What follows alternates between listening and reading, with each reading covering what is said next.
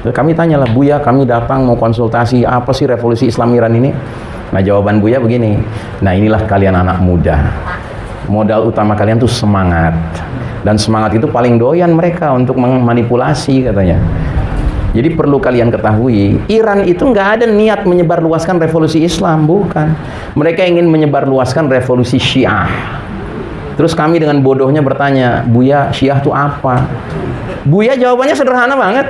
Syiah itu Islam yang bukan Islam katanya.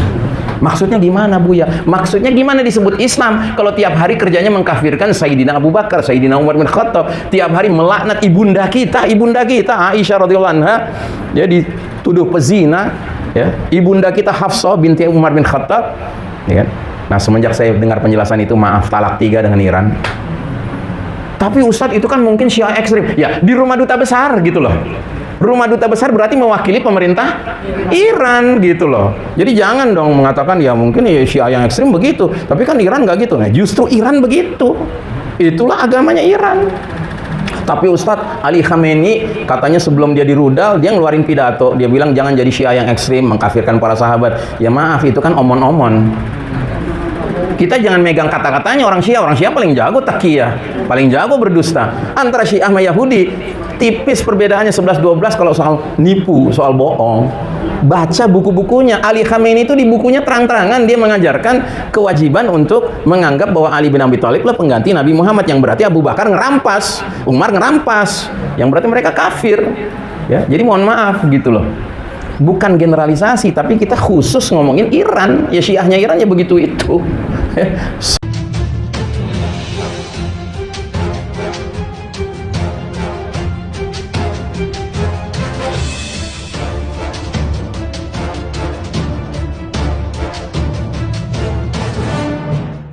Jadi Pak Roni, saya juga sependapat kita tidak boleh menggeneralisir Syiah itu sebagai Rafidhah semua. Rafidhah itu artinya menolak para sahabat, begitu. Cuman memang yang kita bicarakan bukan sembarang Syiah yang kita bicarakan. Yang kita bicarakan Syiahnya pemerintahan Iran. Syiah pemerintahan Iran tuh Isna Asyariyah, Rafidhah gitu loh. Ini yang seringkali kita lupakan. Kita nggak mempermasalahkan Syiah-Syiah yang lain, apalagi Syiah Zaidiyah kalau memang masih ada.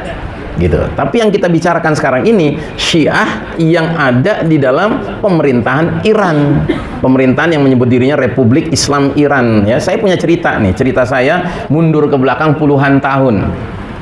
Ya, ketika saya masih usia 23 tahun kurang lebih, saya mahasiswa UI tahun 1982. 3 tahun yang lalu baru saja pecah revolusi Islam Iran.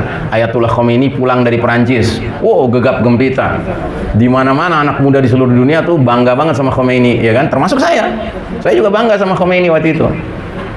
Mahasiswa UI, hampir tiap hari saya ngumpul dengan teman-teman, ada 9 orang, bersepuluh kita dengan saya dari aneka fakultas di Masjid ARH Salemba. Kita sering ngumpul, ngobrolin Islam, ngobrolin umat, ya kan? Keluar masuk kedutaan Iran. Ngapain? Nerima dan membagikan majalah Yaumul Quds. Yaumul Quds itu majalah yang gambar depannya Masjid Al-Aqsa. Wow. Jadi waktu itu di asrama Daksinapati, asrama UI, itu hampir semua pintu kamar asrama itu ada poster Ayatullah Khomeini. Bangga banget, ya. Nah, suatu hari duta besar Iran ngundang kita, masyarakat Indonesia, termasuk kita yang bersepuluh ini, untuk hadir ke rumahnya karena mau diadakan peringatan 3 tahun revolusi Islam Iran. Qadarullah dari bersepuluh yang bisa ikut cuma 2. Alhamdulillah saya termasuk yang 8, yang berarti nggak hadir kan. Nah, esok harinya tentunya dong kita nggak sabar ingin dengar cerita dari yang 2. Kita ngumpul lagi di Masjid ARH, nanya kepada yang 2, gimana kemarin semalam, gimana acaranya? Wah, begini katanya. Kita disajikan pertama video perang Iran-Irak, ya kan, lawan Saddam Hussein. Habis itu video revolusi Islam. Tapi acara yang paling mantep acara terakhir. Namanya doa bersama. Ada namanya doa kumail. Lampunya dibikin gelap, temaram. Yang mimpin doa 1 orang, bahasa Indonesia. Tugas kita cuma ngaminin aja. Oh, doanya mengharukan. Tapi yang paling mengharukan ketika dia bilang, ya Allah, laknatlah Abu Bakar, ya Allah, laknatlah Umar bin Khattab, ya kan? Kita berdelapan nih dengerin cerita orang ini tanpa rasa bersalah, dia nyeritainnya. Kita nanya, akhi, ente ngomong apa? Diulangi lagi tanpa rasa bersalah.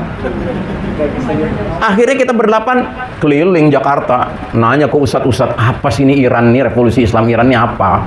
Sampailah kami ke Jalan Keramat 45, kantor Dewan Dakwah. Berjumpalah kami dengan pendirinya siapa? Buya Muhammad Natsir Allahyarham, masih hidup waktu itu, tokoh Masyumi. Dijumpai kami, diterima di Masjid Al-Furqan di lantai paling atas itu. Kami berdelapan ini, anak-anak muda.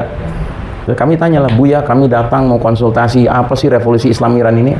Nah, jawaban Buya begini, nah inilah kalian anak muda. Modal utama kalian tuh semangat. Dan semangat itu paling doyan mereka untuk memanipulasi katanya. Jadi perlu kalian ketahui, Iran itu nggak ada niat menyebarluaskan revolusi Islam, bukan. Mereka ingin menyebarluaskan revolusi Syiah. Terus kami dengan bodohnya bertanya, Buya, Syiah itu apa? Buya jawabannya sederhana banget. Syiah itu Islam yang bukan Islam katanya.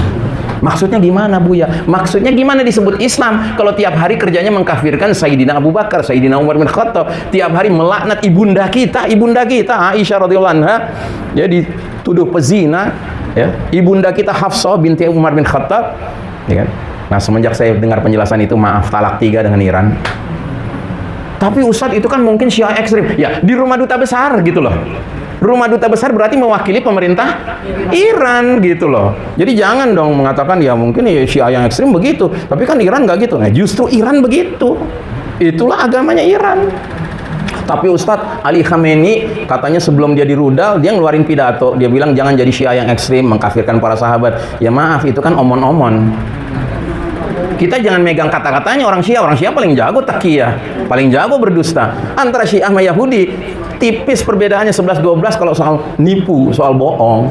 Baca buku-bukunya. Ali Khamenei itu di bukunya terang-terangan dia mengajarkan kewajiban untuk menganggap bahwa Ali bin Abi Thalib lah pengganti Nabi Muhammad, yang berarti Abu Bakar ngerampas, Umar ngerampas, yang berarti mereka kafir. Ya, jadi mohon maaf gitu loh. Bukan generalisasi, tapi kita khusus ngomongin Iran. Ya Syiahnya Iran ya begitu itu. Sorry, gitu, nggak bisa ditawar-tawar kalau bagi saya. Ini urusan bukan urusan yang bisa kita bungkus dengan semangat memerangi Israel. Ya memerangi Israel bagus ya kan. Ashghilil zalimin bidzalimin, silakan aja. Makanya saya bilang anjurannya ngadepin ngelihat perang Iran lawan Amerika dan Israel ini apa? Perbanyak salawat ashghil. Allahumma salli ala Sayyidina Muhammad wa ashghilil zalimin bidzalimin wa akhrijna min bainihim salimin wa ala alihi wa sahbihi ajmain. Apa artinya? Ya Allah, berikan salawat salammu kepada Nabi Muhammad SAW, sibukkan para penzalim dengan para penzalim, keluarkan kami dari tengah-tengah mereka dalam keadaan selamat. Untuk apa? Untuk membebaskan Masjidil Aqsa. Ya, kita insya Allah yang membebaskan Masjidil Aqsa, bukan yang lain, insya Allah ta'ala.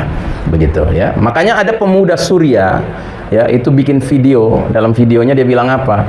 Kalau ada orang nanya ke saya apakah saya senang dengan kematian Ali Khamenei yang dirudal sama Israel itu, saya jawab tanpa ragu-ragu, saya sangat senang katanya. Tapi saya lebih senang lagi kalau Iran bisa ngerudal Tel Aviv, tiba-tiba ada kabar Netanyahu mati. Nah, itu seimbang tuh dia bilang. Netanyahu pembantai anak-anak Gaza, Khamenei pembantai anak-anak Suriah. Gitu. Namanya pembantai penzolim, nggak mungkin kita bela yang manapun, sama aja gitu. 11-12 gitu. Jelas ya? Nah, ya saya kalau udah ngomongin ginian, maaf ya, emosi saya naik gitu. Karena bagi saya para sahabat itu nggak ada satupun yang layak dicela, nggak ada gitu. Ya, silakan. Di Masjidil Haram itu banyak orang Syiah Iran pada sholat. Bener sholatnya? Jadi gini, saya pernah haji. Ini juga pengalaman pribadi nih ya. Nungguin azan subuh di Masjidil Haram. Kan kalau musim haji kan pasti jamaah banyak banget tuh. Nah, saya udah dapat tempat gitu. Waktu itu saya dengan istri saya sebelah kanan saya, sebelah kiri saya lihatnya kayak orang apa nih ya. Tapi begitu saya lihat istrinya, saya langsung tahu, oh, nih orang Iran nih. Karena istrinya pakai baju hitam-hitam dan biasa digigit ininya kan. Itu biasa kan kalau wanita Syiah Iran kan begitu. Nah, dia nggak bisa bahasa Inggris, dia nggak bisa bahasa Arab, saya nggak bisa bahasa Iran. Akhirnya kita bahasanya bahasa gerak aja gitu. Nah, begitu azan subuh, ya kan? Selesai azan subuh, saya sholat qobliyah, dia juga sholat qobliyah. Cuma bedanya dia tangannya lurus kan? Kalau kita sedekap kan? Nah, begitu qomat, dia sholat di samping saya dalam hati saya, wah ada juga nih Syiah mau sholat di belakang Sunni kan gitu. Nggak taunya pas tahiyat akhir, si imamnya belum salam, dia udah salam duluan, salam kanan salam kiri. Berarti dia nggak pernah niat bareng, gitu loh, ya. Nah, itulah Syiah. Ya, nggak pernah mereka mau berjamaah sama kita, berukhuwah sama kita. Terus kitanya teriak-teriak, kita ukhuwah dong dengan mereka. Mohon maaf ya. Udahlah kita yang ngemis-ngemis minta ukhuwah. Sementara mereka tiap hari ngafirin para sahabat. Kira-kira kalau Abu Bakar dan Umar yang begitu mulia di kafiran, kira-kira kita diapain, Pak? Dikepret, Pak. Dikepret. Mohon maaf ya. Gitu. Terus nggak mau sadar juga gitu kita. Jadi begitu ya Pak, betul Syiah, kalau ada Syiah yang Zaidiyah yang cuma ngebedain bahwa Ali lebih dimuliakan daripada sahabat-sahabat lain tapi nggak sampai mengkafirkan, ya oke, kita bisa duduk bareng sama mereka. Cuma kan problema kita sekarang bukan Syiah yang model begitu yang sedang kita hadapi, Syiah Iran, yang Iran itu ya dasarnya memang Isna Asyariyah Rafidhah gitu, dan buktinya adalah di rumah duta besarnya ada doa melaknat Abu Bakar Umar, kagak dilarang gitu, jangan-jangan memang sengaja ya. Begitu ya, wallahu alam bissawab. Cukup.